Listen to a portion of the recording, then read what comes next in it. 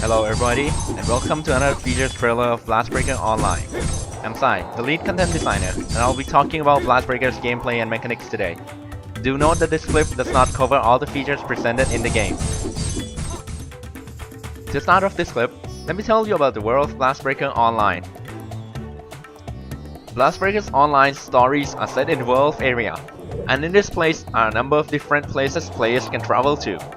With this in mind, our team has thought of a way to somehow incorporate a feeling of open worldness into the game by a mechanic called the open world instance.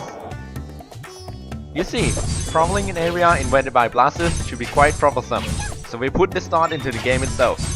Players who wanted to travel from one place to another will enter what we call an open world instance, a series of fields which they will find blasters spawning all over the place. Players may choose to get rid of them, or just run past these blasters as if we keep on spawning. After reaching towns, players will be able to enter lobby fields located usually on both ends of the town to take part in what we call objectives. Objectives varies from freely exploring an area, accepting a mission, or continuing one's storyline. Before getting into details, let me first talk about the first option of what we call the Freedom Field. A Freedom Field is basically a single map, large open world instance, but players are free to choose the environment they wanted. This is also a way out for people who prefer grinding to objective-based instances. After that comes one of the main aspects of Blastbreaker Online, missions. Missions are what you can traditionally call instance dungeons, where a player creates a room, others join in, fight off mobs, and defeat a boss. Well, we take this differently with mission types. Players are not limited to just instances that gets them running around defeating mobs and bosses repeatedly, but also to missions that would only require gathering key items, or missions to destroy key objects with endlessly spawning blasters. Energy shot! Right now, there's still not much mission types yet, but we are thinking about missions to defend key objects, escorting NPCs, survival, and time attack as well. Another thing I'm allowed to show you guys today is the skill system. Skills are broken down into three types: passive, active, and exceed. Passives don't need activation, while actives do, and exceed uses a special gauge to activate. Now that might seem normal. Here's where we go differently.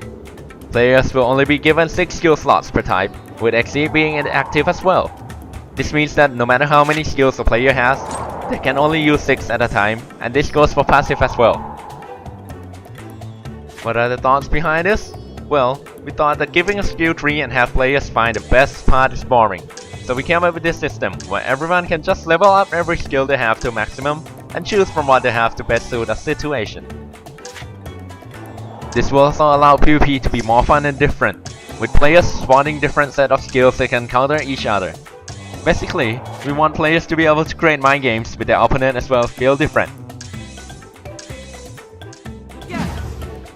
Aside from that, a skill can also be different according to their use, and we call this the skill binding system. Skill binding system is a system that allows players to use a single skill in various ways. To perform one, you press directional buttons before activating a skill.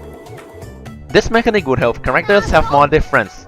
Right now, we have Alan who can spend his life to put out more damage, Elena who can set up traps and dodge while attacking, and Stella, she can change her skills elements.